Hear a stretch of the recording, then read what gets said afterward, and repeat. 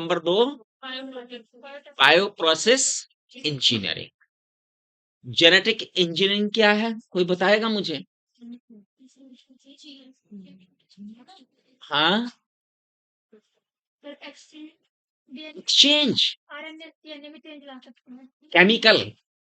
Chemical change in nucleic material, so called RNA और DNA. ठीक, उसमें हम चेंज ला सकें। फिर दूसरी थी बायो प्रोसेस इंजीनियरिंग। ये क्या है भाई, बायो प्रोसेस इंजीनियरिंग? हाँ, जो हम चेंज ला रहे हैं उसको एक स्टरलाइज एटमॉस्फेयर में एक केमिकली इंजीनियरिंग के द्वारा हम स्टरलाइज वातावरण पर प्रोवाइड कराए, जिससे कि हम जो चेंज हमने किया है उसकी ज्यादा से ज्यादा कॉपी जो है प्राप्त कर सकें, क्लोनिंग के द्वारा ज्यादा से ज्यादा कॉपी उसकी प्राप्त कर सकें। ये दो चीजें आपने देखी। ठीक, बायोटेक्नोलॉजी का बेसिक क्या है कि भाई हम एक चेंज चाहते, एक परिवर्तन चाहते हैं, किसमें? डीएनए में कह लीजिए, जीन में कह लीजिए, क्रोमोसोम में कह लीजिए, या न्यूक्लिक मटेरियल में कह लीजिए। ठीक है, उसमें हम एक चेंज चाहते हैं, डिजायरेबल, अपनी इच्छा का चेंज चाहते हैं। हालांकि ये चेंज पहले भी होते रहे हैं, लेकिन इसमें एक बेसिक प्रॉब्लम थी। क्या? अनडिजायर जीन भी इस प्रोसेस के द्वारा ट्रांसफर हो जाते थे। जिन जीन की आवश्यकता नहीं है वो भी इस प्रोसेस के द्वारा क्या हो जाते थे बच्चों? ट्रांसफर हो जाते थे। तो ये एक प्रॉब्लम थी, इस प्रॉब्लम को दूर किया गया किसके द्वारा? मॉडर्न जो बायोटेक्नोलॉजी है उसका यूज करते हुए इसे क्या किया गया? दूर किया गया, कि हम केवल उतने ही जीन को हम ट्रांसफर कर सके जितना हमें डिजायर है। अब ये काम करने के लिए, इस काम को अगर करना है तो क्या होना चाहिए? हम्म, क्या होना चाहिए? कि भाई एक जो हमारा डिजायरेबल चेंज है, जीन है, उसे हम निकालें, निकाल कर एक वेक्टर में क्या करें? जोड़ दें। वेक्टर के किसके साथ जोड़ दें? वेक्टर में किसके साथ जोड़ दें? जो वेक्टर का डीएनए है उसके साथ जोड़ दें। ऐसा क्यों करें? ना जोड़ें, क्या डिफरेंस, क्या प्रॉब्लम आ जाएगी?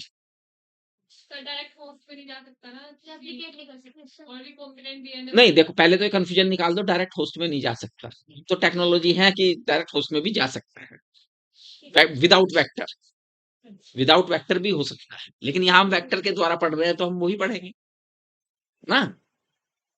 हमने कहा था, आपको याद कीजिए, कि जो डीएनए का पार्ट हमने आइसोलेट किया है, अलग किया है, वो अगर अकेला रख दें तो वो रिप्लिकेट नहीं कर पाएगा, है ना। वो रिप्लिकेट नहीं कर पाएगा। वो तभी रिप्लिकेट कर पाएगा, तभी वो मल्टीप्लाई कर पाएगा जब हम उसे डीएनए का पार्ट बना दें होस्ट के या वेक्टर के, है ना। उसके साथ जोड़ना जरूरी है। जब जोड़ेंगे तो वो उसके साथ क्या करेगा? रिप्लिकेट करेगा। ठीक, अच्छा। अब बच्चा, हमने जो डीएनए को लिया और उसे किसके साथ जोड़ दिया? वेक्टर के किसके साथ जोड़ दिया? प्लाज्मिड के साथ। प्लाज्मिड क्या होता है? कौन बताएगा प्लाज्मिड क्या होता है? हाँ, एक्स्ट्रा एक चीज और है इसके साथ, हाँ, है ना। वो अपने आप रिप्लिकेट करने की पावर भी रखता है। जैसे कोई बैक्टीरिया होता है, उसका अपना जीनो, अपना डीएनए है, उसके अलावा एक उस जेनेटिक मटेरियल से बाहर भी एक सर्कुलर डीएनए पड़ा हुआ है जो ऑटोनोमसली रिप्लिकेट कर सकता है, and it is known as plasmid. ठीक, उसके साथ हमने जोड़नी। तो जो हमने डिजायरेबल डीएनए है उसे वहां से कट किया और उसे किसके साथ जोड़ दिया, वेक्टर के प्लाज्मिड के साथ हमने उसे ऐड कर दिया। ये जो घटना ऐड करने की, ये क्या कहलाती है? इसे हम कहते हैं रिकॉम्बिनेंट डीएनए। और जो जीव बन गया है रिकॉम्बिनेंट जीव, बैक्टीरिया है चाहे वो कोई भी है ना। अब रिकॉम्बिनेंट हमने जो किया है, ठीक, ये सबसे पहले किसने किया था, किसने इंट्रोड्यूस किया था इसे? रिकॉम्बिनेंट डीएनए किसने बनाया था सबसे पहले?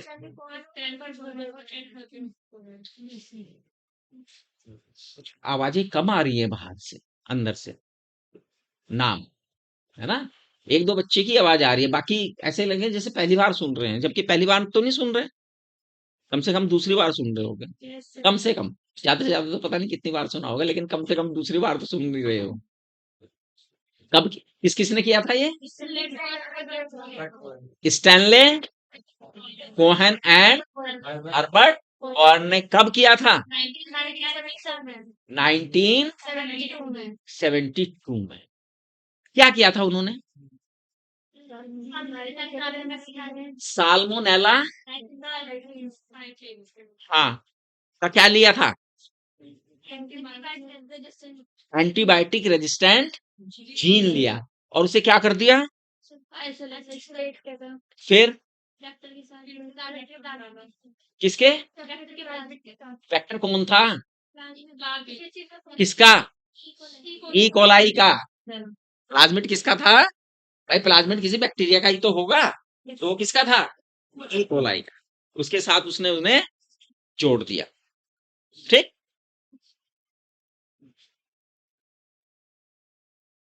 उसके बाद क्या किया? उसके बाद क्या करना पड़ेगा? हैं?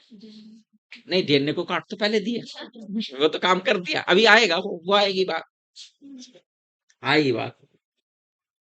अब उसके बाद भैया क्या करना है? इसे होस्ट में डालना है। इसे किस में डालना है? होस्ट में भी तो ट्रांसफॉर्म करना है, होस्ट में भी ट्रांसफॉर्म करना है इसे, उनके नंबर को बढ़ाना है, क्लोनिंग करनी है। क्या करनी है? क्लोनिंग करनी है, उसके नंबर को बढ़ाना है।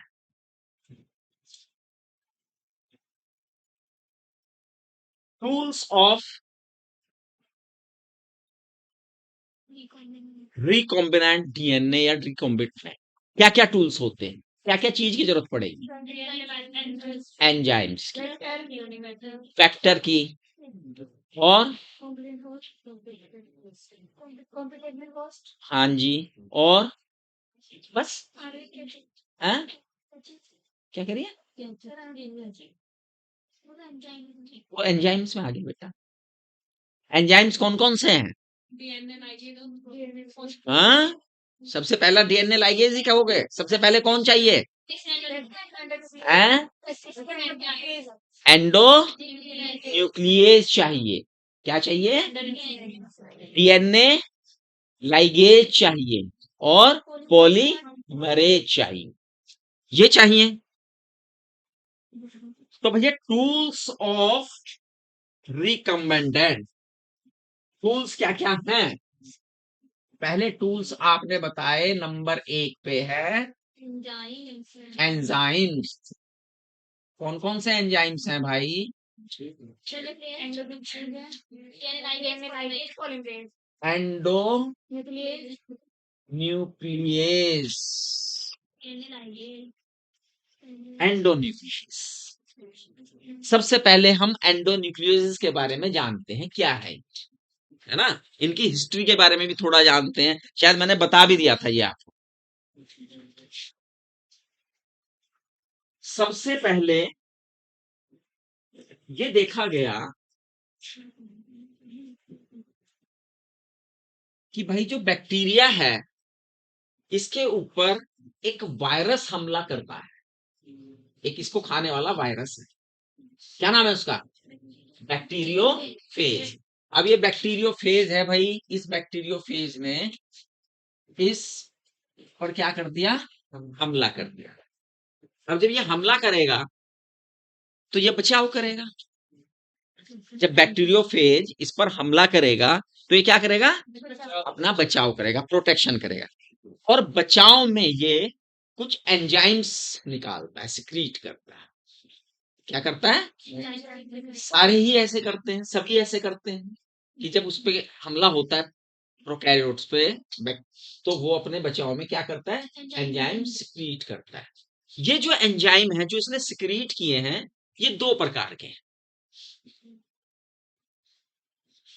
एक क्या है, एक एंजाइम वो है जो जिसने हमला किया है ना, उसके जो मटेरियल है, जेनेटिक मटेरियल, उसे काट पीट के बराबर कर दे। उन्हें कहा गया है उन्हें क्या कहा गया है, न्यूक्लियस एंजाइम्स। उन्हें क्या कहा गया, न्यूक्लियस।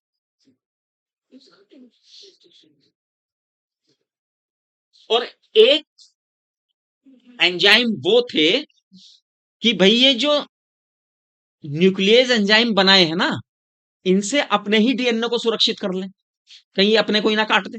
ये भी तो हो सकता है ना, जब बैक्टीरियोफेज के डीएनए को काटने की उनमें पावर है, तो इसका मतलब डीएनए में काट दो, फिर तो वो डिस्टिंग्विश नहीं कर पाएंगे कि ये डीएनए बैक्टीरियोफेज का या अपना है। तो उसकी सुरक्षा करने के लिए भी एक दूसरे एंजाइम सिक्रीट करते हैं जो मिथाइल है।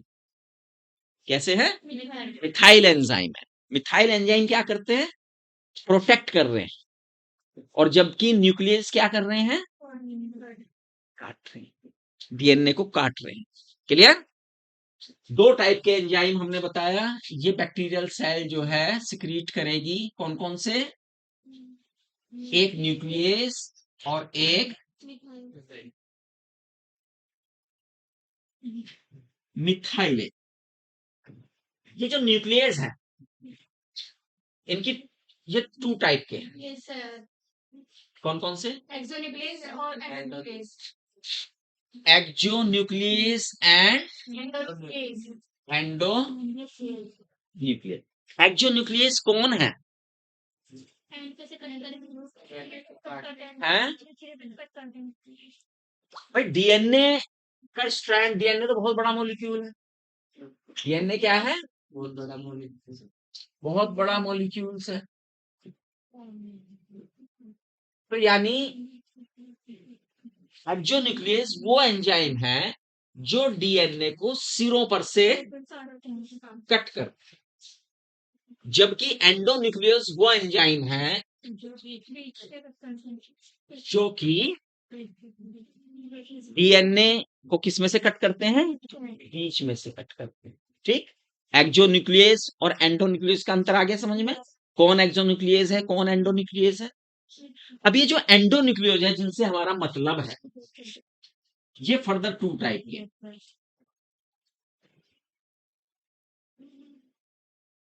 अब जब बीच में से कट कर लिया तो एक टुकड़ा आ गया है? अब बीच में से कट करने के भी कितने तरीके हैं, दो सिस्टम।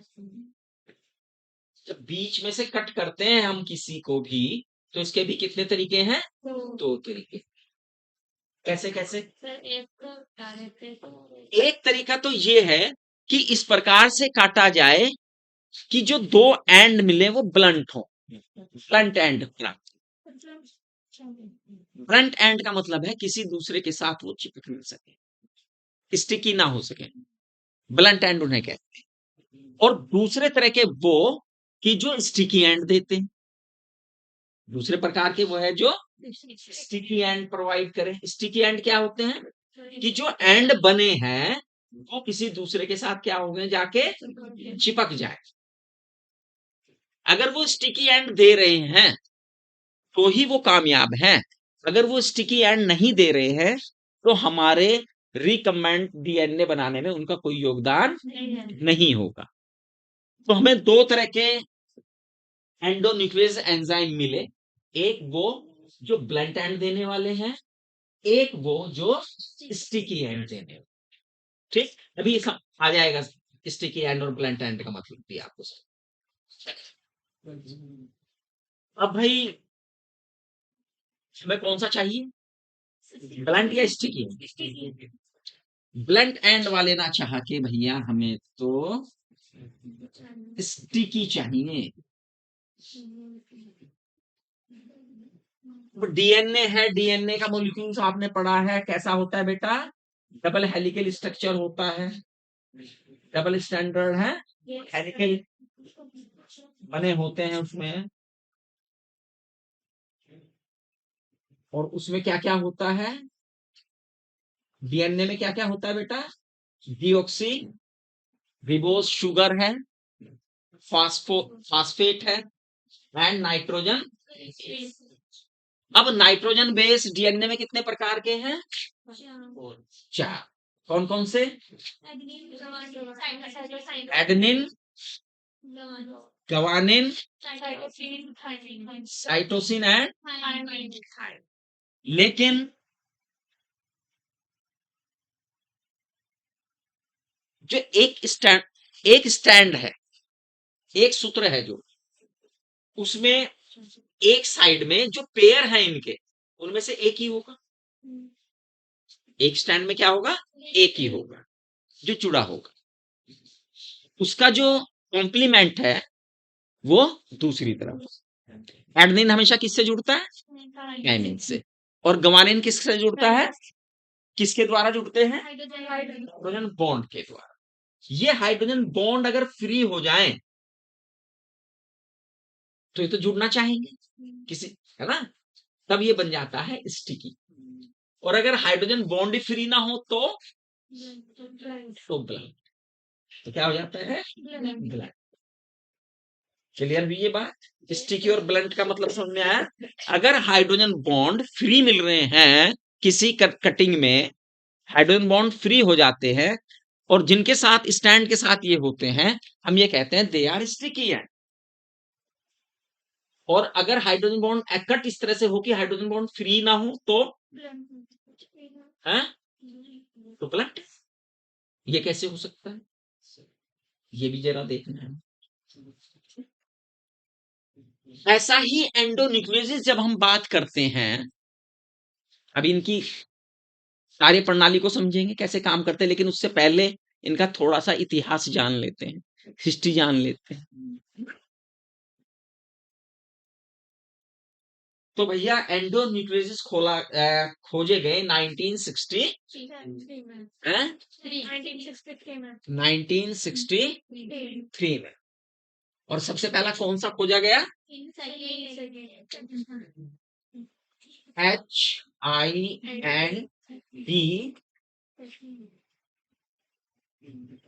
सेकेंड, E को R1, नॉट I, 1।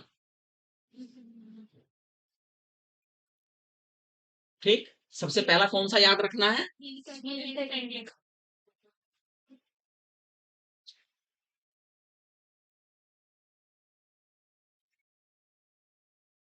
क्या बस ये दो ही, इसके अलावा उसके बाद 900 से ज्यादा इस तरह से एंडोन्यूक्लियोसिस हमने खोज लिए। लगभग दो, ये हमेशा प्रोकैरियोट से ही खोजे जाते हैं, बैक्टीरिया है, 230 बैक्टीरिया से। ठीक है, एनसीईआरटी का ये फिगर है, तो ये भी याद रख लेनी है आपको। अब भैया इनके नामकरण पे आ जाओ, नामकरण है ना इसका, यस सर, है, यस सर। जैसे ये है अक्षर, दो अक्षर हैं, फिर और फिर लास्ट। किसी किसी में स्ट्रेन नहीं होता, स्ट्रेन नहीं भी होता, तो इसका मतलब स्ट्रेन गायब हो गया तो इसका मतलब स्ट्रेन नहीं था उसमें, स्ट्रेन था तो लिख दिया, नहीं था तो नहीं लिखा जाएगा। ऐसा ना होगा कि सर ने तो बताया था ये होने ही होने, नहीं, स्ट्रेन गायब भी होगा, किसी किसी का स्ट्रेन क्या हो जाता है, गायब हो जाता है। ठीक है बेटा, ये रहता है, ये रहता है, और ऑर्डर रहता है। अब देखिए इसमें जो पहला अक्षर है जिससे वो एंडोन्यूक्लियस एंजाइम लिया गया है, जिस जीनस से लिया गया है, उस जीनस का नाम हो। यहां पर नाम पहले क्या है? ई। इट मीन्स ये किससे लिया गया है? इर्शीरिया। ठीक। नंबर 2 पे जो बाद के 2 अक्षर हैं, ये 2 लिखे जाएंगे, वो डिनोट करते हैं उसकी स्पीसीज को। तो किससे लिया गया? अब अगर मैं इसे दोनों को मिला दूं तो एक बात कह सकता हूं कि भैया पहले जो अक्षर हैं वो है कि जिस भी ऑर्गेनिज्म से लिए गए हैं, उसका ऑर्गेनिज्म जब हम बात कर रहे हैं तो उसका जीनस होगा, स्पीसीज होगा, उसी के नाम के 2 इनिशियल्स हैं, इश्चीरिया, कोल। ठीक है। ये जो थर्ड वन है, ये इसके स्ट्रेन को बताता है। किसको बताता है? स्ट्रेन को बताता है। स्ट्रेन अलग अलग होते हैं। जैसे इसमें आर का मतलब है रफ, है ना? आर का मतलब यहाँ पे क्या है? रफ। स्ट्रेन इसका रफ है। ठीक। स्ट्रेन होता भी नहीं, मैंने ये कहा स्ट्रेन हो भी सकता है और स्ट्रेन नहीं भी हो सकता। फिर उसके बाद ऑर्डर क्या है? ऑर्डर क्या बताता है भाई? इश्चीरिया कोलाई से केवल एक ही एंडोन्यूक्लियस नहीं निकले, बहुत सारे टाइप के एंडोन्यूक्लियस निकले होंगे, ठीक है नहीं?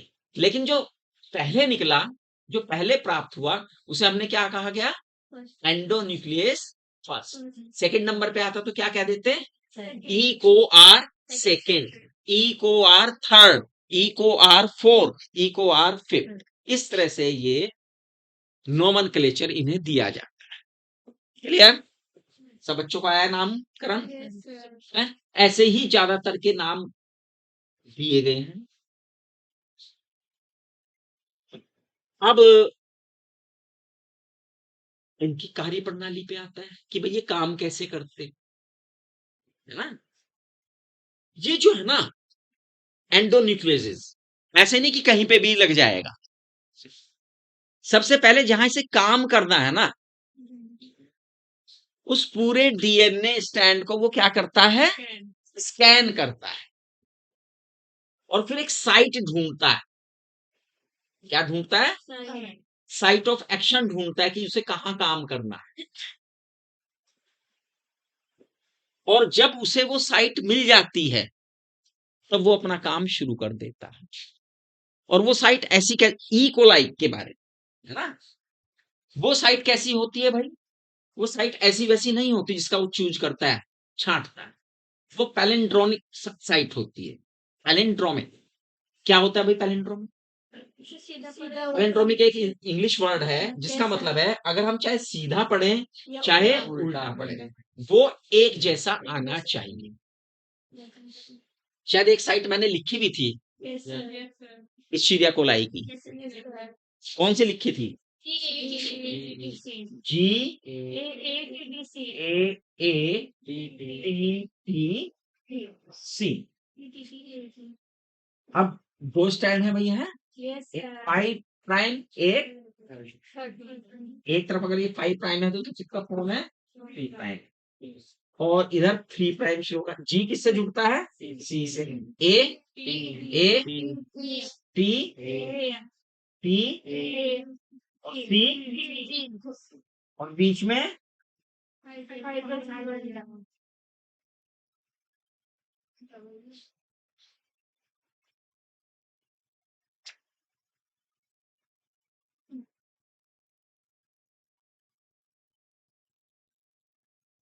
सी तो है, है? ये हाइड्रोजन बॉन्ड जुड़े हुए हैं इनके साथ।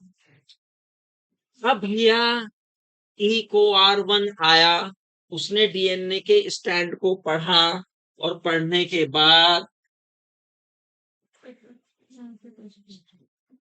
यहां आ गया। इसी प्रकार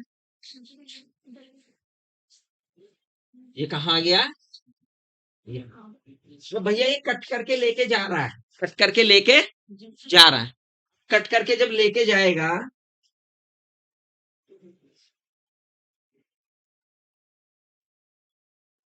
क्या देख रहे हैं आप इसमें?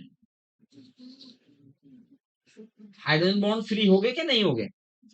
जिन्हें इसे कट किया जिसपे, वो हाइड्रोजन बॉन्ड फ्री हो गए नहीं? अब इसका मतलब ये हाइड्रोजन बॉन्ड फ्री है। जैसे ही इन्हें इनके कॉम्प्लीमेंट में इनका साथी मिलेगा, ये हाइड्रोजन बॉन्ड फिर आपस में चिपक जाएंगे। अब एक बात है, ये जो एंडोन्यूक्लियस एंजाइम है, ये दो चीजों के प्लाज्मिड पे काम करेगा।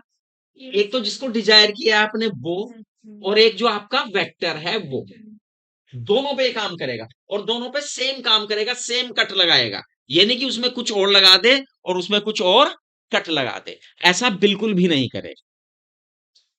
इसलिए एंडोन्यूक्लियस जो है, हम जो छांटते हैं वो इसलिए छांटा जाता है।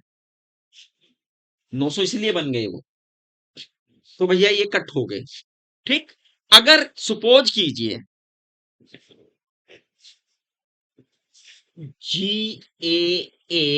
GAATTC CTTAA, अच्छा, ये कम से कम इसमें कितने न्यूक्लियोटाइड होते हैं? 6 पे ही करता है। ठीक है, अगर ये यूं काट देता, अब कोई हाइड्रोजन बॉन्ड फ्री हुआ क्या? कि कोई फ्री नहीं है भाई। ये यहाँ 3 यहीं पे हैं, ये 2 यहीं पे हैं, 2 यहीं पे हैं, 2 यहीं पे हैं, 2 यहीं पे हैं, 3 यहीं पे हैं। जुड़ना तो हाइड्रोजन बॉन्ड को तो कोई भी हाइड्रोजन बॉन्ड नहीं जुड़ा, तो एंड कैसे हो जाते? Blunt and. एंड कैसे हो जाते? ब्लंट एंड हो जाते। और जब ये ब्लंट एंड है तो वेक्टर के साथ तो ये जुड़ेंगे नहीं, अलग पड़ा रहेगा डीएनए तो। और जब तक अलग पड़ा रहेगा ये रिप्लिकेट नहीं करेगा, रिप्लिकेट नहीं करेगा, क्लोनिंग नहीं होगी, ज्यादा कॉपी नहीं बनेगी, हमारा काम बेकार। तो इसलिए हमने पहले कहा था कि हमें भैया ऐसा चाहिए जो क्या कर दे, स्टिकी एंड, ऐसा एंडोन्यूक्लियस चाहिए जो स्टिकी एंड। ठीक है, टूल्स चल रहे हैं ये, है ना, टूल्स। अब भाई ठीक, अब यहाँ पे दो तरीके हैं पढ़ने के। एक तरीका तो ये है भाई कि हम टूल्स तो पढ़ेंगे ही पढ़ेंगे, लेकिन टूल्स की जो कहानी है वो पूरी पढ़ लें। तो एनसीईआरटी ने किया क्या है, इसने एक मिक्सिंग सी कर दी। इसने क्या कर दी? मिक्सिंग। मिक्सिंग क्या कर दी है? टूल्स लिए, टूल्स में फिर जैसे मान लिया एंडोन्यूक्लियस लिया है ये, तो एंडोन्यूक्लियस का काम पूरा एक जगह नहीं समझाया। ठीक है, शुरू में तो हमने मान लिया एक ब्रीफ बता दिया, फिर उसने क्या किया कि उसके बीच का हिस्सा लेके आए, फिर उसके फिर उसके जाके कहानी वहीं छोड़ दी, फिर दूसरा पकड़ लिया, फिर तीसरे पे आगे, फिर वापस वहीं से आए और फिर उसे बताना शुरू किया। इस तरह से आपने देखा होगा एनसीईआरटी की अगर बुक पढ़ी होगी आपने, वो इस तरह से एक्सप्लेन कर रही। कितने बच्चों ने पढ़ी है बायोटेक्नोलॉजी? 1 2 3 4 5 बच्चों ने पढ़ी, 6 7 ने पढ़ी। तो पहले क्या बता रहा है वो? पहले तो मोटा मोटा बता रहा है भाई कि ये क्या है, पहले तो ये बायोटेक्नोलॉजी का उद्देश्य बता रहा क्या है, फिर ये बता रहा है, ये बता रहा है ना, फिर उसके बाद थोड़ा सा क्यों कर रहे हैं हम ये बताया उसने, फिर किस पे आ गया वो, बायो, हाँ, फिर रिकम्बिनेंट डीएनए कुछ टर्म्स बता दी उसने, जो सारी की टर्म्स जो है एक बार में फिर बता दी उसने कि भाई ये यहाँ काम करेगा, ये यहाँ काम करेगा, ये काम करेगा। फिर उसके बाद जब वो टूल्स पे आया, तो टूल्स पे आने के बाद अब हम जैसे पढ़ रहे हैं ये, इसके बाद एकदम आ गया किस पे? इलेक्ट्रोफोरेसिस पे आ गया। इलेक्ट्रो क्या है भाई इलेक्ट्रोफोरेसिस? अब आप समझेंगे अब क्या है भाई इलेक्ट्रोफोरेसिस। तो यहीं से बच्चों का दिमाग घूमना शुरू होता है। बच्चे सोचते हैं कि ये क्या आ गया बीच में, है ना, बच्चे सोचते हैं कि ये बीच में क्या आ गया, यही सोचते हैं भाई यार कहां से आ गया इलेक्ट्रोफोरेसिस, कि ये डीएनए रख दिए, क्यों रख दिए, क्या खेल कर रहे हैं, अभी तक तो हम ये पढ़ रहे थे। तो इसे लिंक करना जरूरी है। लिंक कहां से करेंगे, देखिए कहां से है कहानी ये, इस कहानी का असली सिरा कहां है? भाई सिरा तो शुरू है कि हमें एक डिजायरेबल क्या चाहिए, डीएनए चाहिए, जीन चाहिए। अब ये डिजायरेबल जीन कहाँ मिलेगा? कहीं पे भी मिल सकता है। ये जीन तो कहीं में भी मिल सकता है। प्लांट में मिल सकता है, बैक्टीरिया में मिल सकता है, फंजाई में मिल सकता है, एल्गी में मिल सकता है, एनिमल सेल में मिल सकता है। ये जीन तो आपकी इच्छा का जीन है, ये तो आप कहीं से भी ढूंढ के लाएंगे। है? आपको ये कैरेक्टर चाहिए तो जीन तो किसी भी सेल में मिल जाएगा। किसमें मिलेगा? किसी में भी। ठीक है, पहला पॉइंट। अब आपको क्या निकालना है? वो जीन निकालना है। वो जीन निकालना है। कहां पड़ा है वो जीन? सेल में। वो किस किस की सेल में हो सकता है? ये कौन है? बैक्टीरिया। ये कौन है? Plant cell.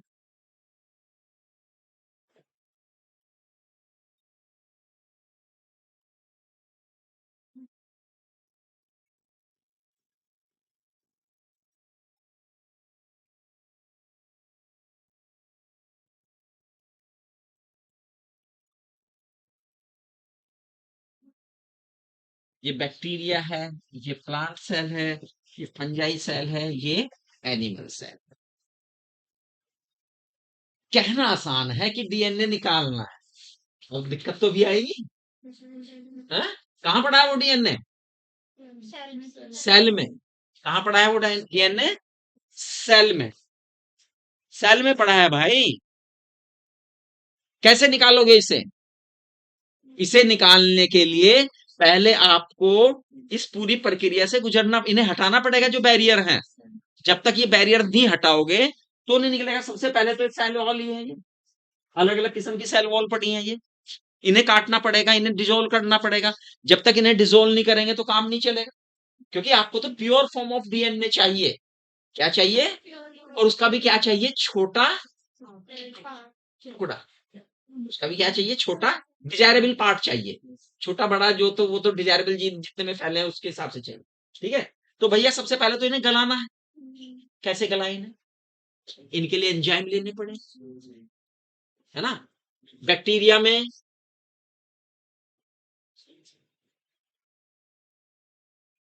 क्या है? बैक्टीरिया में क्या है सबसे बाहर? कौन सी? हाँ जी। इसे घोलने वाला एंजाइम कौन है? लाइसोजाइम चाहिए। क्या चाहिए? लाइसोजाइम चाहिए। प्लांट सेल को सेलुलोज की बनी है, तो सेलुलोज को डिजोल्व करने वाला कौन चाहिए? कौन होता है? सेलुलेज। काइटिन की दीवार है, काइटिनेज। एनिमल में क्या चाहिए? यहाँ तो कोई दीवार ही नहीं है, तो कुछ नहीं चाहिए, है ना। तो कुछ नहीं चाहिए भाई, यहाँ तो प्लाज्मा मेम्ब्रेन है? हाँ।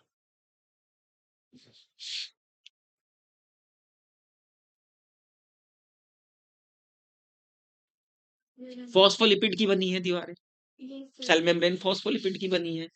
तो और भी एंजाइम है जो आपको चाहिए। अब जो डीएनए है आपका, अकेला तो नहीं है वो। किसके साथ है? प्रोटीन के साथ है।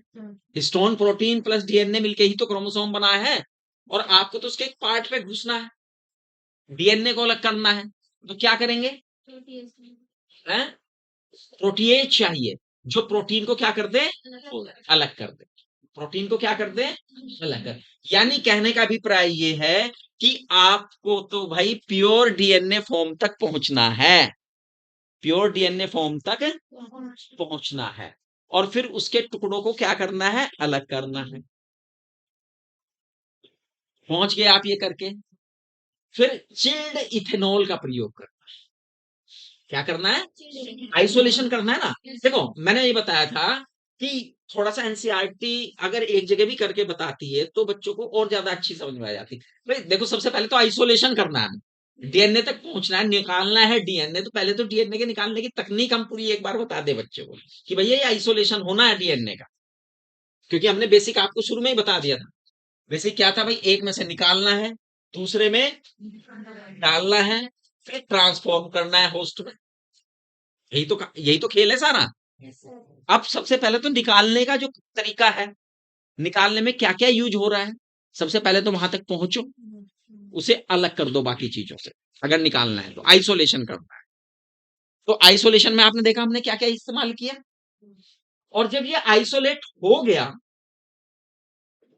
अब हमें चाहिए डीएनए का, अब तो हमारे पास पूरा डीएनए आया ना, अब हमें चाहिए डीएनए का रिक्वायर्ड पीस। क्या चाहिए? Required piece. अब किसकी भूमिका आई रिक्वायर्ड पीस के लिए? रेस्ट्रिक्शन, रेस्ट्रिक्शन एंडो न्यूक्लियस की, इसकी जरूरत है। इसके बाद जो डीएनए उसने काटे, टुकड़े काटे, है ना, अब उसमें भी हमें अपनी नाप का टुकड़ा चाहिए। उसके लिए हम करेंगे क्या? इलेक्ट्रोफोरेसिस। यहां जरूरत पड़ेगी इलेक्ट्रोफोरेसिस की। तो जो इलेक्ट्रोफोरेसिस का जो दिया है वो केस, वो यहां पे आता है। इलेक्ट्रोफोरेसिस क्या है भाई? अच्छा ये बताइए, डीएनए के ऊपर कैसा चार्ज होता है? नेगेटिव चार्ज होता है। क्यों होता है नेगेटिव चार्ज? पॉजिटिव क्यों नहीं है? Very good. उसके पास है PO4, फॉस्फेट मूलक है। क्या है? फॉस्फेट मूलक है। फॉस्फेट कैसा रेडिकल है? एनायन है, कैटायन है? हैं? ऋणावेशित है। क्या है? ऋणावेशित है। फॉस्फेट के ऊपर ऋणावेश होता है। पता है ना सब बच्चों को फॉस्फेट का क्या होता है? फॉस्फेट रेडिकल का फार्मूला है CO4 माइनस है। अभी दो बोल रहा था कोई, पहला अगली सीट पे बैठा हुआ बच्चा। कौन बोल रहा था? तो माइनस चार्ज है भैया, है? और ये जो इंस्ट्रूमेंट है जिसमें हम इलेक्ट्रोफोरेसिस करेंगे, इसमें इलेक्ट्रोड्स हैं दो, एक कैथोड है और एक एनोड है। और जो इलेक्ट्रोलाइसिस करते हैं तो उसमें इलेक्ट्रोलाइट होता है। यहां पर इलेक्ट्रोलाइट नहीं है, यहां पे बीच में जो एक मीडियम है, मैट्रिक्स है। और वो मैट्रिक्स जो है कौन है? एगरोस, जो कि सीवीड से तैयार किया जाता है। जेल है ये एक तरह का। क्या है ये? एगरोस क्या है? एक तरह का जेल है जो सीवीड से तैयार किया जाता है। अब एक प्रश्न आता है कि भैया ये जो डीएनए है, इसके मोलिक्यूल्स चलेंगे किधर किधर से किधर जाने चाहिए? क्यों? क्योंकि वो स्वयं नेगेटिव है। तो जब इलेक्ट्रिक उसमें सप्लाई होगी तो वो पॉजिटिव की तरफ भागेंगे। ठीक। अब डीएनए के मॉलिक्यूल्स पॉजिटिव की तरफ भागेंगे, और जो प्लेट है बेटा, उसमें छोटे छोटे, जिसमें डीएनए आपने जब वो उस तरीके से अलग किया था, उसमें छोटे छोटे गड्ढे बने हुए हैं। इन्हें कहा वेल, कुएं, है ना? डीएनए के लिए तो कुएं ही हो गए वो, है ना? वेल। और ये भागेंगे नेगेटिव टू पॉजिटिव। अब जितना बड़ा डीएनए का टुकड़ा होगा वो उतना कम दूर जाएगा, जितना छोटा होगा वो उतना ज्यादा दूर जाएगा।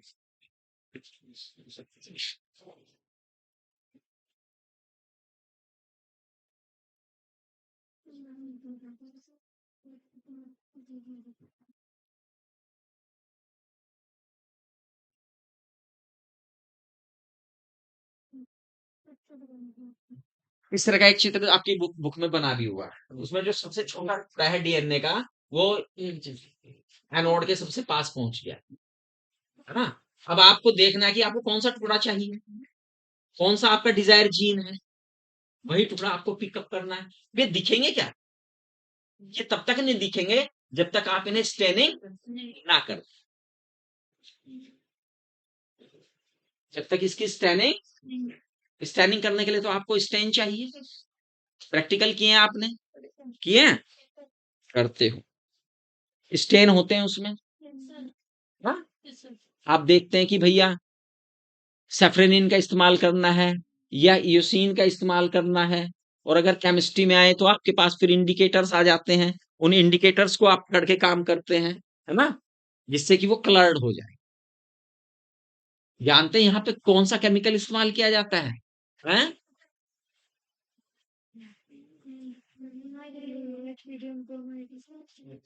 Very good. हाँ, इस बच्ची ने कहा है ethidium bromide as a stain use किया जाता है। और जब इसे स्टेन कर देते हैं, क्या आपको दिख जाएंगे डीएनए के टुकड़े? जब तक आप इस पे अल्ट्रा वायलेट रेज नहीं डालेंगे, जब तक ये दिखाए, और जैसे ही अल्ट्रा वायलेट रेज के आप इनके उसमें लाएंगे तो ये ऑरेंज कलर में आपको दिखाई दे जाएंगे। किस में दिखाई दे जाएंगे? ऑरेंज कलर में आपको दिखाई, और आपको दिखाई देंगे, आपको दिखाई देने चाहिए। फिर तो आप अपने डिजायर का जीन निकाल लेंगे और उससे क्या करेंगे? क्या करेंगे उससे? क्या करेंगे उससे? जब हमें अपनी डिजायर का डीएनए मिल गया बेटा, क्या करेंगे उसके बाद उससे? कटा तो वो हुआ ही है, कटा तो वो हुआ ही है। क्या करेंगे बताओ? कोई नहीं बोलेगा। क्या करोगे?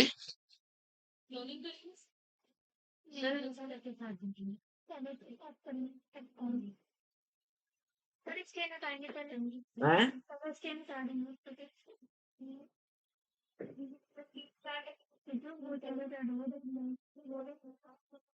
अब उसे आप जो है ट्रैक्टर को दोगे, ट्रैक्टर को दोगे, और उसके बाद उसकी क्लोनिंग शुरू होगी, हैं? यही तो काम होगा क्या नहीं होगा? चलिए, तो अब भैया टूल्स में मुझे लगता है कि जो हमारा रेस्ट एंडोन्यूक्लियस एंजाइम है, उनका पूरा काम, अब पूरी कहानी समझ में, पूरी पिक्चर समझ में आ गई होगी। आ गई समझ में या नहीं आई? या इसमें कोई बात रह गई? बताइए कि भैया उस काम को करने से पहले डीएनए को आइसोलेट करना जरूरी है, जब तो वो काटेगा। है? आपने कह दिया कि भैया एक कपड़ा एक काटना है, और उस कपड़े को एक बक्से में बंद करके ताला लगा दिया कि भाई इसके अंदर, इस कपड़े के अंदर इतना सा टुकड़ा पड़ा है, वो काट के लाना है। तो कब तक नहीं काट पाएंगे आप? जब तक टुकड़ा हाथ में नहीं आ जाएगा, वो आइसोलेट होके प्योर फॉर्म में आपके हाथ में नहीं आएगा। तो यही तो काम हुआ है यहाँ पर। भाई डीएनए पड़ा है एक बॉक्स के अंदर, सेल के अंदर कवरिंग में बंद है, तो सबसे पहले उसे हमने आइसोलेट किया। आइसोलेट के लिए जितने उसके ऊपर बैरियर्स थे सारे के सारे, चाहे वो प्रोटीन के हों, सेलुलोज के हों, काइटिन के हों, लाइपेज के हों, किसके हों, वो सब आपने हटाए और उसे प्योर फॉर्म में लेके आए। ठीक है, चलिए। अब दूसरा फैक्टर आ जाता है, कौन? कौन? वेक्टर। क्लोनिंग वेक्टर भी कहा है इसे, है ना? वेक्टर, क्या क्या खास बात होनी चाहिए वेक्टर, अगर आप वेक्टर की बात कर रहे हो?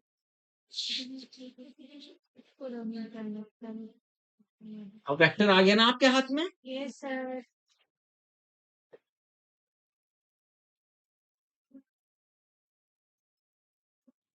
दूसरा टूल्स जो है कौन है? वेक्टर है भाई।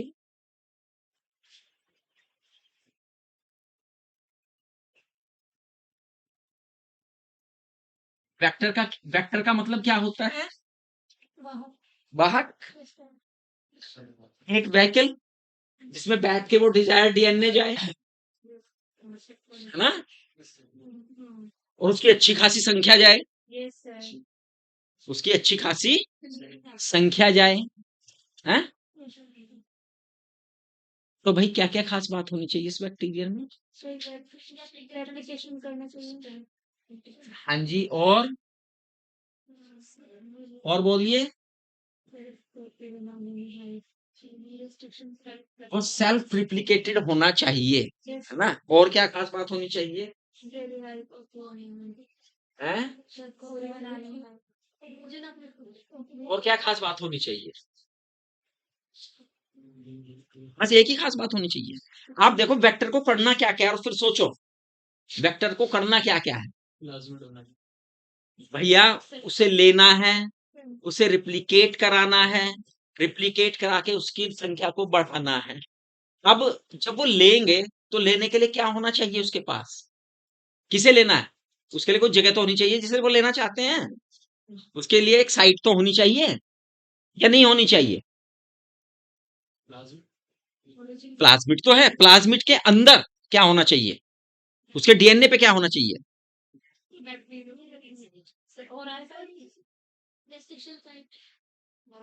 हाँ, क्या होना चाहिए? रेस्ट्रिक्शन साइट उसमें भी तो होनी चाहिए। बिठाओगे कहां उसे? प्लाज्मिड को फिट कहां करोगे? उसके स्टिक कहां करोगे? चिपकाओगे कहां उसे? वो होना चाहिए कि नहीं होना चाहिए? तो एक टर्म सुनी है आपने? हैं? जो मैंने लिखी है ब्लैक बोर्ड पे, सुना है इसके बारे में? क्या होता है ये? Origin of replication. रिप्लिकेशन का मतलब जहां से रिप्लिकेशन शुरू हो, जहां से रिप्लिकेशन शुरू हो, ओरिजिन एक साइट होनी चाहिए प्रॉपर। क्यों? क्योंकि भैया जो आपका वेक्टर है वो भी वैसे ही कटेगा, वो भी वैसे ही कटेगा और वो भी वैसे ही चिपकेगा। उसमें भी पैलिंड्रोमिक साइट होनी चाहिए, सीक्वेंस होनी चाहिए। अगर इसमें है और इसमें नहीं है तो बेकार है, ये काम चल जाएगा। तो मैंने कहा उसे बिठाने के लिए जगह होनी चाहिए, चिपकाने के लिए आपके पास जगह होनी चाहिए। उसे चिपक गया, वो बैठ गया, उसके बाद क्या होना चाहिए उसमें? है तो सोचते रहो, अगर बायोटेक्नोलॉजी को आप दिमाग से सोचोगे ना, उसके बाद क्या होना चाहिए भाई, तो अपने आप अपने स्टेप आने शुरू हो जाते हैं। अगर आपने आपको पता है ना क्या करना है, या यही नहीं पता करना क्या है? क्या करना है? रिप्लिकेशन करना है और होस्ट में डालना है, चिपकाना है उसे, एक्सेप्ट भी कराना है भाई उसे, है? उसके बाद उसकी मल्टीपल कॉपीज बनाना और उसके बाद उसे होस्ट में क्या करना है? इंजेक्ट करना। अब कॉपी की बारी आती है ना, कि भाई कॉपी कैसे बनाए, मल्टीपल कैसे हो, ये कैसे होगा ये मल्टीपल? अब ये भैया सबसे पहले तो ये देखें वेक्टर कौन सा चुना जाए, यही तो बात आती है। वेक्टर जनरली बेटा प्लाज्मिड होते हैं। क्या होते हैं? बैक्टीरियोफेज भी होते हैं, प्लाज्मिड होते हैं, बैक्टीरियोफेज होते हैं,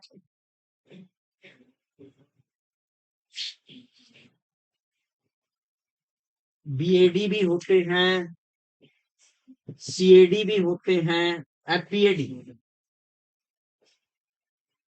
यानी बहुत सारे होते हैं, लेकिन आपकी किताब में दो ही हैं, बैक्टीरियोफेज एंड प्लाज्मिड। दो का ही जिक्र है, तो दो पे ही बात कर लेते हैं।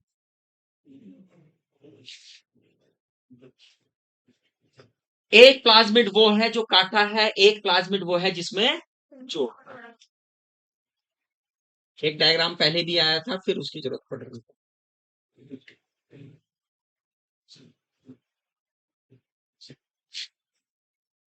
शुरू में तो सरसरा बता दिया गया था।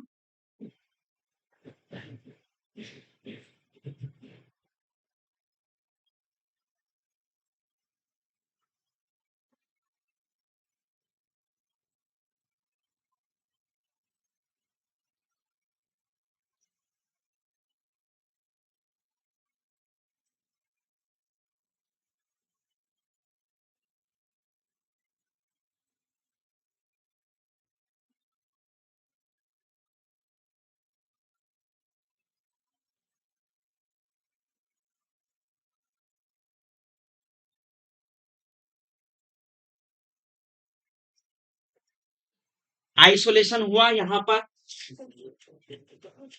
आइसोलेशन कहा क्या हुआ? यहां पर, और यहां पे काम चलेगा किसका? रिकम्बेंट होने का और क्लोनिंग होने का, वो काम चलेगा यहां पर। पहला तो भाई से जोड़ने का ही है, जोड़ने के लिए इसमें आपने खास बात देखी कि भाई ये जो पैलिंड्रोमिक सीक्वेंस इसमें है वही इसमें होनी चाहिए, ये इसे एक्सेप्टेबल होना चाहिए, और ये इसे रिप्लिकेट करने वाला होना चाहिए। और फिर एक खास बात ये भी होनी चाहिए कि जो इसका होस्ट है जिसमें इसके लिए, वो होस्ट इसे एक्सेप्ट करने वाला होना चाहिए। ये भी तो होना चाहिए कि नहीं, जिस होस्ट में इसे ट्रांसफॉर्म करना है वो भी तो इसके प्रोडक्ट को एक्सेप्ट करे, या ना वही रिजेक्ट कर दे। हैं? तो ये चीजें जरूरी है। और हमने कहा कि जब हम वेक्टर की बात कर रहे हैं, टूल्स की बात कर रहे हैं, टूल्स में, वेक्टर में जो क्लोनिंग है उसकी एक विशेषता होती है।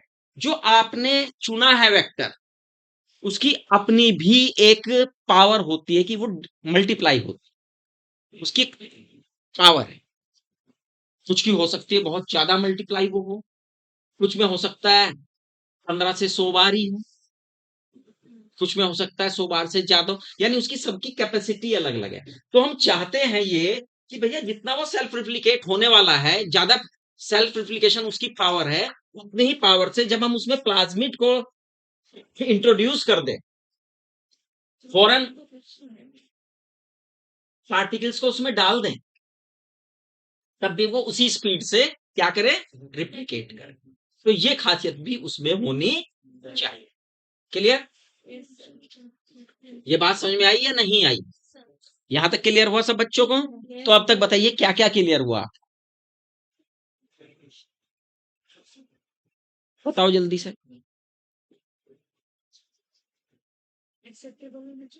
बताओ जल्दी से क्या क्या क्लियर हुआ। आइसोलेशन हो गया क्लियर? Yes sir. इसके बाद हाँ हाँ, चलो उसके बाद काटेंगे, स्कैन करने के बाद काटेंगे, स्कैन करने के बाद काटेंगे, और फिर उसे छोड़ेंगे। अब भैया ये भी देखे कि जो तेरे में जुड़ गया है, नहीं एक्सेप्टेबल तो हो गया, कि भैया वो जो हमने देना था और उसके बाद हम देने के बाद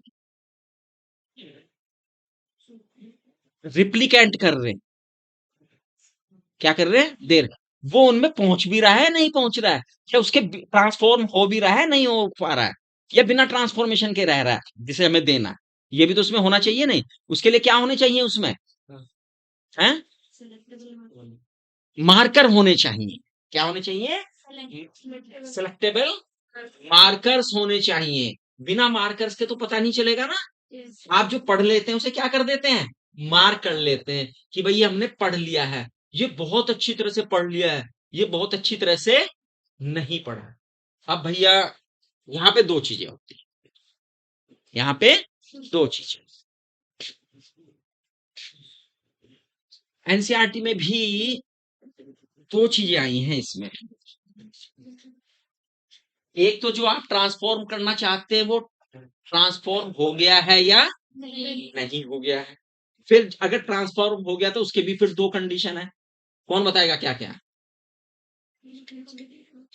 भाई एक तो वो जो चीज जानी थी वो जा चुकी है, एक आप भेजना चाह रहे हैं, कुछ ट्रांसफर करना चाह रहे हैं, ट्रांसफर हो गया, और एक ट्रांसफर, अब जब ट्रांसफर हो गया तो इसकी भी कितनी कंडीशन है, कौन कौन सी हैं,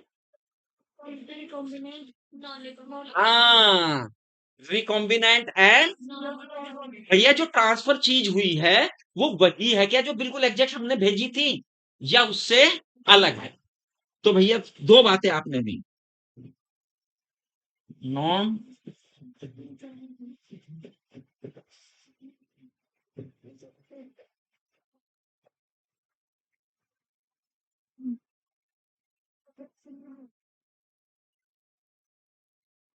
तो इसके लिए क्या चाहिए बेटा आपको, ये पहचानेगा कौन, इन्हें इन्हें कौन पहचानेगा, मार्कर।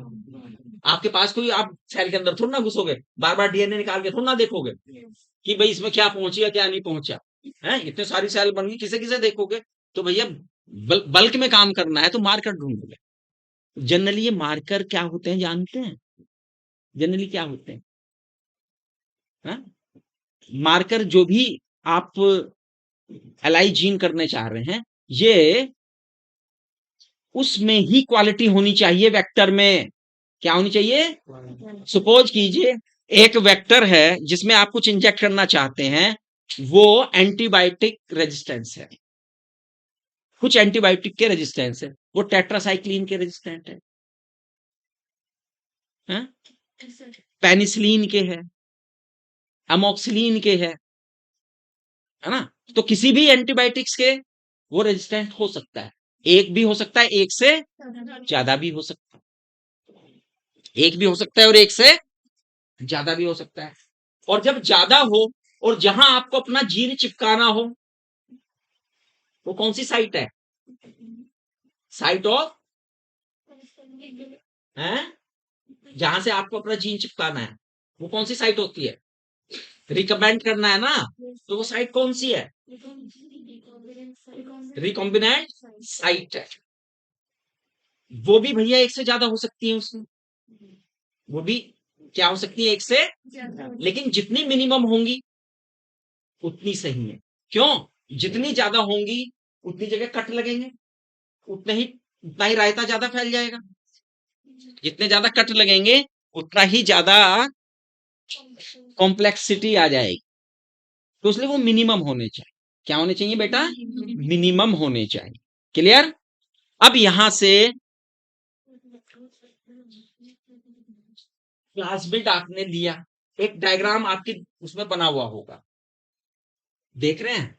एक गोला से बना हुआ है। हाँ यार, ये गोला बहुत जरूरी है, ये गोला बहुत, क्योंकि इसमें जो नाम दिए गए हैं वो आपके कहीं दिए तो नहीं हुए हैं, लेकिन ये समझाने के लिए पैटर्न दे दिया। इस गोले को जरा ध्यान से देखो, ये क्या है? गोला, किस चीज का गोला है ये? है ये कौन है ये? ये प्लाज्मिड है भाई उसका। उसका क्या है? प्लाज्मिड। क्या है? प्लाज्मिड है।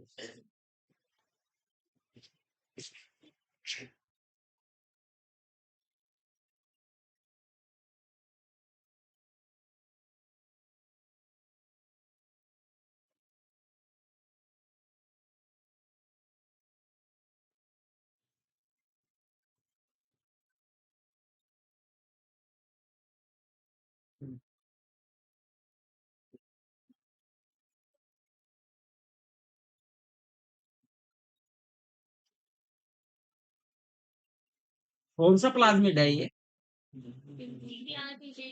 है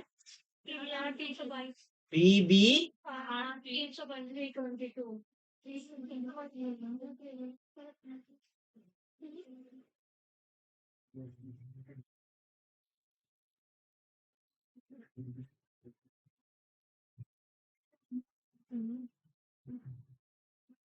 ये आर्टिफिशियली मेड भी होते हैं प्लाज्मिड, है ना?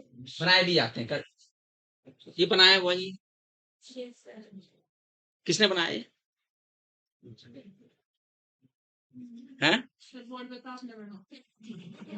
ये प्लाज्मिड नहीं बना, मैंने चित्र बनाया।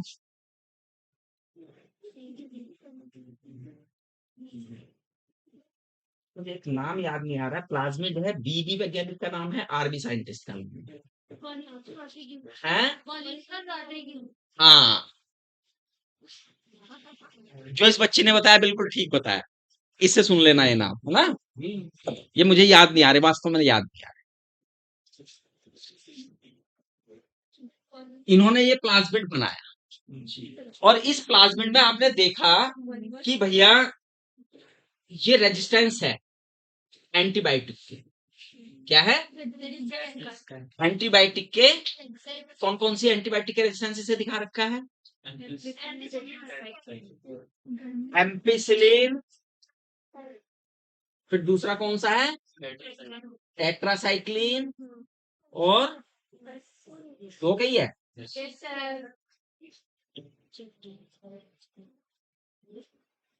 ORI भी है इसमें, और क्या है? हैं? RO, हाँ ROP भी तो चाहिए भैया। RO क्या है? ROP का मतलब प्रोटीन इम्पॉर्टेंट हाँ protein important pressure of protein की भी प्रेशर ऑफ प्रोटीन हाँ, इन्हें प्रोटीन भी चाहिए बेटा, क्या चाहिए, प्रोटीन भी चाहिए। अगर आपको प्रोसेस करना है तो वो जो रेस्ट ऑफ प्रोटीन है वो भी इन्हें चाहिए, रेस्ट ऑफ प्रोटीन है वो भी इन्हें चाहिए। और अब ये जो है इन पे क्लोनिंग करनी है। अब जो आप डिजायर जीन है भैया, जो डिजायर जीन है जिसके अगेंस्ट आपको इसे करना है, तो भैया इस प्लाज्मिड में से कहीं ना कहीं करना पड़ेगा।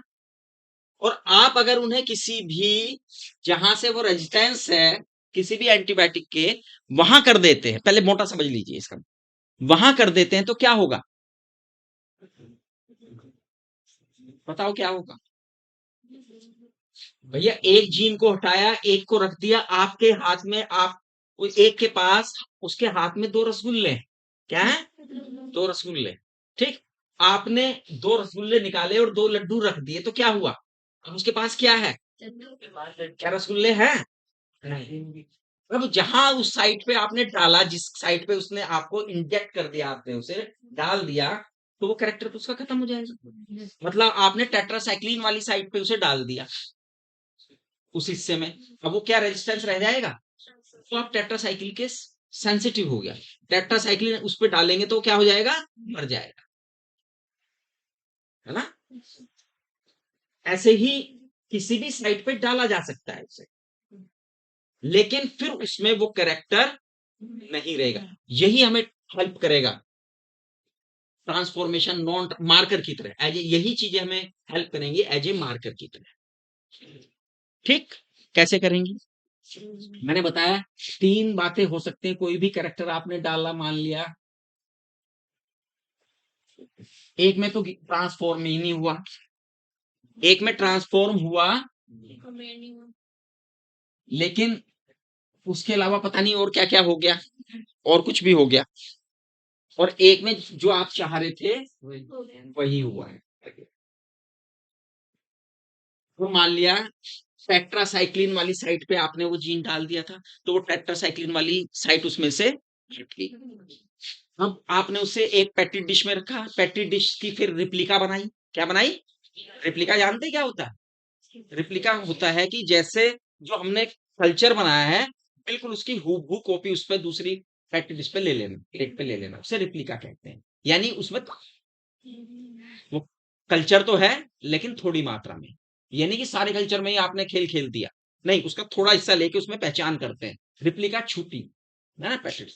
अब इसमें तो अब आप चाहते थे कि भैया टेट्रासाइक्लिन रेजिस्टेंस जीन जो है हमें मार्कर करना है, ठीक। अब आपने उसे टेट्रासाइक्लिन वाली साइट पे इंजेक्ट उसे लगा दिया, चिपका दिया, एक में तो ट्रांसफॉर्म ही नहीं हुआ, तो क्या कहलाएंगे, नॉन ट्रांसफॉर्म में आ गई। लेकिन दोनों में तो हो गया, दोनों में हो गया, लेकिन एक में टेट्रासाइकिल वाला नहीं हिस्सा हुआ, कुछ और आ गया।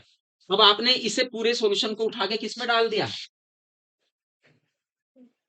टेट्रासाइक्लिन फैक्ट्री डिश में डाली, तो भैया इसमें तो हुआ ही नहीं है, तो मर गया है। बताओ कौन कौन मरेगा इसमें,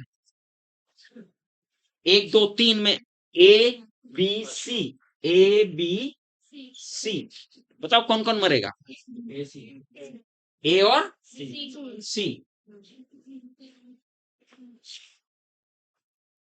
अब आपके दिमाग में एक शंका आ गई कि भैया जो चाहिए था वही मार दिया, जो चाहिए था वही मार दिया, कैसे काम चलेगा, बताओ इस शंका का समाधान क्या है, जल्दी बोलो। आंसर तो बता चुका हूं मैं तुम्हें,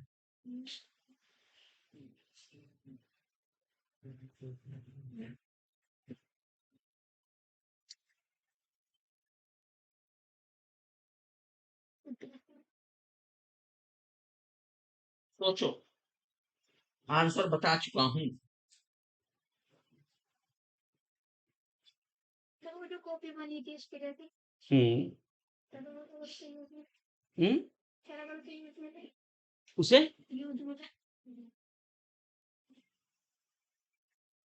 ये बच्ची कुछ किनारे पे पहुंची है। हाँ, रिप्लिका ली थी जो हमने, ये हम काम उस पे ही कर रहे हैं। हम रिप्लिका पे ही काम कर रहे हैं, है ना। हम ये काम किस पे कर रहे हैं? रिप्लिका पे ही कर रहे हैं। रिप्लिका से ही पहचानने की कोशिश कर रहे हैं।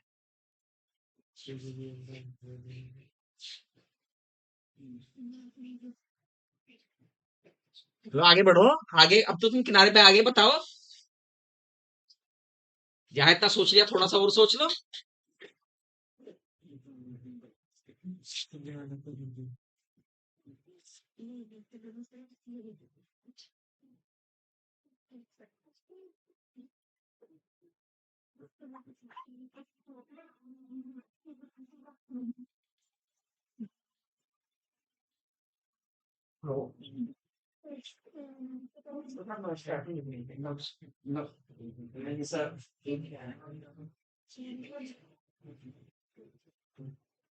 क्या? तेरी बीबी भी है। ये वाला निकल के बता दिए था, किसकी का बोलना चाहिए। किसी वाले को तो चाहिए तो वो निमन वगैरह को करा देंगे उन्हें, है ना। लेकिन वो नुक्कड़ में एक्चुअली हमारी 25-30 ड्यूटी लगा रखी है ना। चलो, जितना हो सकेगा उतना करा देंगे, क्या है ना। क्योंकि स्कूल स्कूल तो खोलने के लिए कह दिया उन्होंने, तो आप एक ऑर्डर करवा देना, स्कूल खुलेगा। है कुछ बच्चे, हाँ, ये अपना समय खुलेगा, क्योंकि बच्चों को भी लिखाना होगा, वो डेकोरेशन करानी है उससे संबंधित।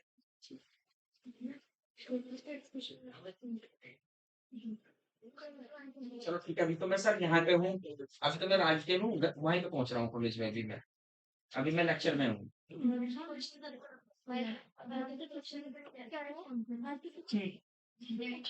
ठीक है सर, बच्चों को भी बुलाना है उसमें, तो है ना, दिखाएंगे किसे हमको। ठीक है सर, ठीक है सर, ओके।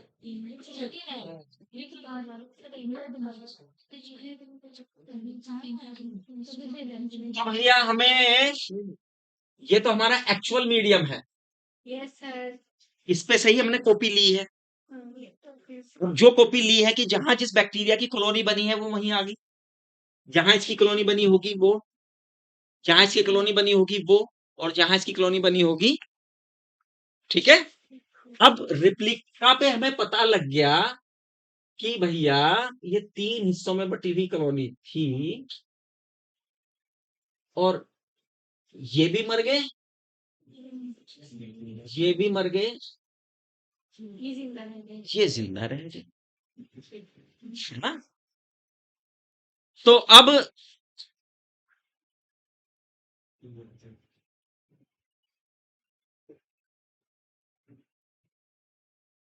हमने यहां पर एक चीज देखी कि भाई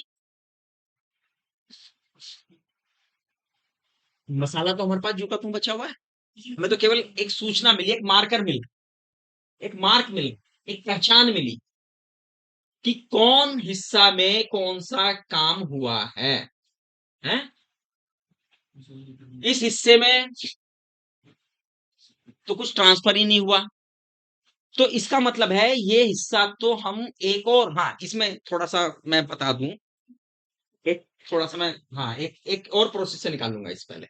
भाई इसमें तो कोई भी एंटीबायोटिक के विरुद्ध इसमें रेजिस्टेंस नहीं है, तो पहले हम वो एंटीबायोटिक नहीं डालेंगे जो हमें चाहिए, सबसे पहले हम वो डालेंगे जो हमें नहीं चाहिए। जैसे एमोक्सिलिन और टेट्रासाइक्लिन दो थे, तो सबसे पहले हम एमोक्सिलिन वाले में डालेंगे। किस में डालेंगे? अब एमोक्सिलिन वाले में कौन मर जाएगा? ये मर जाएगा। रिप्लिका में देखा हमने, अच्छा ये तो पहले ही मर गया, इट मीन्स इस हिस्से में भैया कोई ट्रांसफॉर्मेशन नहीं हुआ है। ठीक। फिर हमने, फिर दोबारा लिया प्रोसेस को, अब फिर कल्चर में फिर दोबारा हमने किया, फिर हमने किस में डाला? टेट्रासाइक्लिन। अब टेट्रासाइक्लिन में जब डाला तो इसमें तो कुछ और चला गया था भैया, तो ये तो बच गए। ये तो क्या हुआ है, तो पहले हिस्से में ये तो स्किप हो गए, कौन बच गया, ये और ये।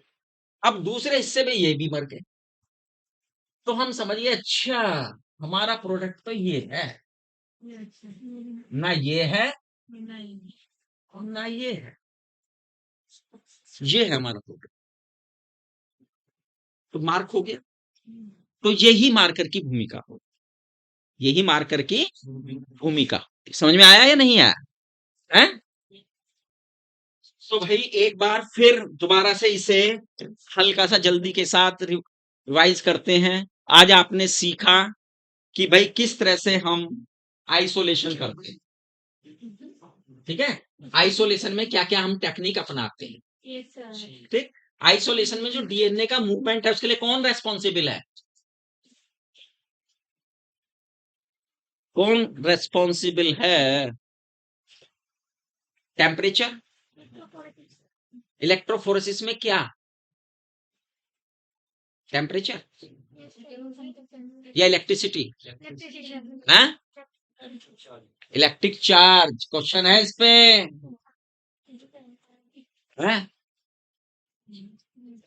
क्वेश्चन है इस पे, इलेक्ट्रिक चार्ज ही जिम्मेदार है, वही मूवमेंट कर, आपने देखा था ना हमने, जितना भारी है तो उतना कम जाएगा दूर, और जितना हल्का है उतना दूर जाएगा, ठीक है ना। इलेक्ट्रिक चार्ज, स्ट्रेन याद रख लेना, किसकी प्रेजेंस में दिखते हैं वो स्ट्रेन, डीएनए, ये याद रखना है। मैट्रिक्स या मीडियम क्या लिया जाता है उसका नाम याद रखना, वो कहां से प्रोड्यूस होता है उसका नाम याद रखना है। फिर जो आपने वेक्टर लिया है उस वेक्टर की क्या क्या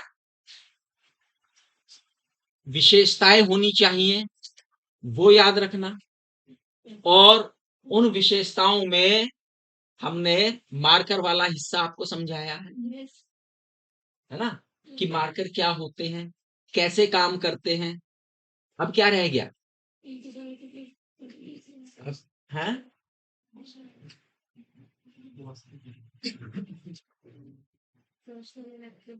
दो चीजें रह, इस लेसन में कितनी चीजें रह गई हैं, वो हम कल डिस्कस करेंगे। इन्हें पढ़ के आना अच्छी तरह से, एक दो बार पढ़ लेना, एक बार दो बार पढ़ोगे तो लेसन बहुत बढ़िया समझ में आ जाता है ना, हैं?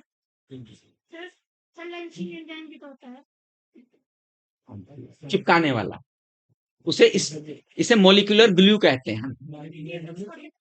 देखो वो मैंने शायद पहले बताया था आपको, वो चिपकाता है क्या, लाइसिन नहीं कहा मैंने। अच्छा, अच्छा मैं पूछ रहा, लाइकेज पूछ रहे हैं,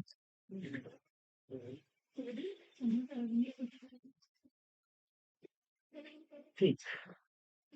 पॉलीमरेज का थोड़ा काम रह गया, पॉलीमरेज कैसे एक्शन करता है, इस एंजाइम का एक्शन रह गया। दो एंजाइमों के एक्शन हमने आपको बता दिए, मार्कर का हमने आपको बता दिया, इलेक्ट्रोफोरेसिस हमने आपको बता दिया। थोड़ा सा रह गया भैया कि जिसमें वो इंट्रोड्यूस करना है ना वो चीज रह गई, ठीक है। प्लांट के मामले में, एनिमल सेल के मामले में, फंगस के मामले में कैसे चल, बैक्टीरिया के मामले में क्या होना है ये भी आपका डिस्कस हो गया। हाँ तो एक लेक्चर और लगेगा, कल हो जाएगा तो, ठीक है, कल ये करा देंगे, फिर इसे पूरे को एक बार कंसाइज करा देंगे, जो इधर उधर का छुटी हुआ पॉइंट है वो भी हम कवर करने की कोशिश इसमें करेंगे, ठीक है बच्चों। लेकिन आज ये पढ़ के आई है, वेरी गुड, बहुत बढ़िया, है ना। हाँ जवाब दिया आज, देखो पढ़ोगे तो जवाब दोगे अपने आप, पढ़ोगे तो जवाब, हाँ देना अपने आप आने शुरू हो जाएंगे। एक बार पढ़ने की देर है आपकी, आपको मन बनाने की देर है ना। सब कुछ आपकी बुक में है, बस ये है कि कुछ हिंदी वाले हैं, कुछ इंग्लिश वाले हैं। इंग्लिश वालों को टर्म्स के नाम लेने में कोई दिक्कत नहीं आती, हिंदी वालों को आती है, हिंदी वालों को दिक्कत आती है, वो बेचारे थोड़ा सा कंफ्यूज रह जाते हैं। तो उन्हें थोड़ा सा, बस मैंने पहले ही बताया था जब मैंने शुरू में आपकी बायो शुरू की थी, मैंने आपको शुरू में कहा था बेटा ये थोड़ी सी मेहनत आपको करनी पड़ेगी, बाकी सब आप हिंदी में कर लो, लेकिन जो टर्मिनोलॉजी है उसे थोड़ा इंग्लिश में पढ़ के रखो, है ना? टर्मिनोलॉजी, क्योंकि कहीं पे भी आप जाओगे, देखो, आप आज मेडिकल सपोज़ कीजिए आपका सिलेक्शन हो जाता है ना? तो वो दिक्कत आपको वहाँ ना आए, वहाँ हिंदी में नहीं पढ़ाएँगे आपको। तो सारी टर्मिनोलॉजी इंग्लिश टू इंग्लिश चलनी है ना? तो इसलिए हम एक स्टेप तो कर लेंगे, लेकिन हम इस स्टेप से ही तैयार होके चलें कि भाई हमें आगे जो फेस करना है, तो एक कम से कम टर्मिनोलॉजी तो हम इंग्लिश और हिंदी दोनों में करके चलें। ठीक है? ये उन्हें थोड़ा-सा मेहनत करने की ज़रूरत है। इसलिए जो हिंदी मीडियम वाले हैं, उन्हें थोड़ी-सी एक्स्ट्रा मेहनत करनी पड़ती है ना? Yes sir. और जब एक्स्ट्रा मेहनत करनी पड़ती है, तो उन्हें एक्स्ट्रा टाइम चाहिए। Yes sir. जब एक्स्ट्रा टाइम चाहिए, तो पहले टाइम में वो बोलते नहीं, तो दूसरे टाइम में उन्हें समझ में आ जाती है बात, तो वो बोलना शुरू कर देते हैं। ठीक है? ये समझते हैं हम बात। ऐसा नहीं है कि नहीं समझते हम इस बात को, लेकिन आप कोशिश ही ना करें, ये गलत है। ठीक है बच्चों? Thank you. इसे बंद कर।